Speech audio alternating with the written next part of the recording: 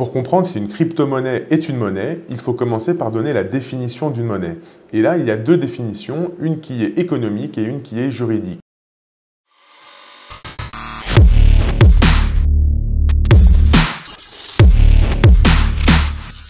Ça fait un moment que j'ai envie de faire cette vidéo sur les crypto-monnaies parce que je me demandais si les crypto-monnaies sont réellement des monnaies ou est-ce qu'elles sont un nouveau type de monnaie à part entière.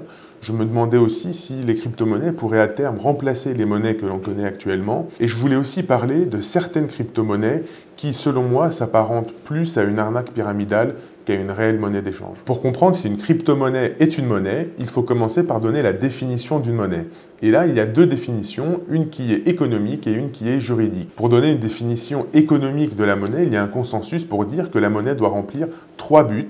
Le premier est celui de permettre des échanges, donc le commerce. Le deuxième, celui de conserver une valeur. Et le troisième, c'est celui de prendre des mesures comptables. Pour le premier critère, on voit qu'il n'y a pas de difficulté, puisque de plus en plus de commerçants, que ce soit en ligne ou en magasin, acceptent des crypto-monnaies comme mode de paiement. En revanche, sur le deuxième critère, on va voir des difficultés. Récemment, certaines crypto-monnaies, comme le Bitcoin par exemple, ont perdu la moitié de leur valeur en quelques mois. Et ça peut avoir plusieurs raisons. L'une d'elles, je pense, est l'absence de banque centrale dans les crypto-monnaies. C'est d'ailleurs la définition même, l'essence même de certaines crypto-monnaies, que de ne pas avoir de banque centrale qui vont contrôler la création de la monnaie ou au contraire le retrait de la monnaie.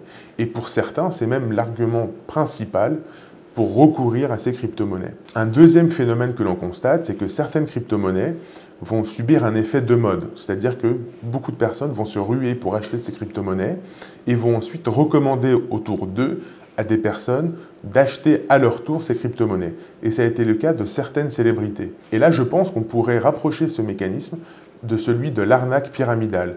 Parce qu'en fait, ce qu'il se passe, c'est que la personne qui est derrière cette crypto-monnaie va en faire la promotion dans le seul but d'amener plus de personnes qui vont mettre de l'argent dans cette nouvelle devise et qui ensuite va retirer les fonds en privant en fait les derniers arrivés du maintien de la valeur de cette monnaie.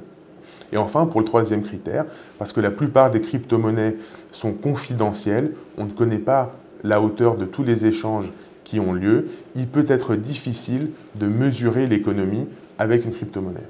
En ce qui concerne la définition juridique, il y a deux grandes catégories. Il y a du fait de l'usage et il y a du fait de la loi.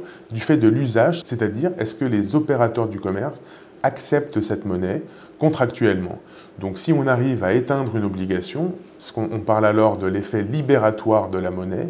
Donc concrètement, on achète un produit, on doit régler son prix. Si on arrive à régler le prix d'une obligation, donc payer le prix d'un produit, on parle alors d'effet libératoire et on constate que la crypto-monnaie fait office de monnaie. L'autre définition se fait par rapport à la loi, c'est-à-dire est-ce qu'un État donné considère qu'une crypto-monnaie est valable comme sa monnaie locale. On parle alors de devise en vigueur, de devise qui a cours légal. Et là, il y a une actualité très intéressante puisqu'il y a quelques semaines, le premier pays au monde, le Salvador, a reconnu une crypto-monnaie comme ayant cours légal. En conclusion, je dirais qu'en l'état actuel des choses, les crypto-monnaies ne sont pas des monnaies.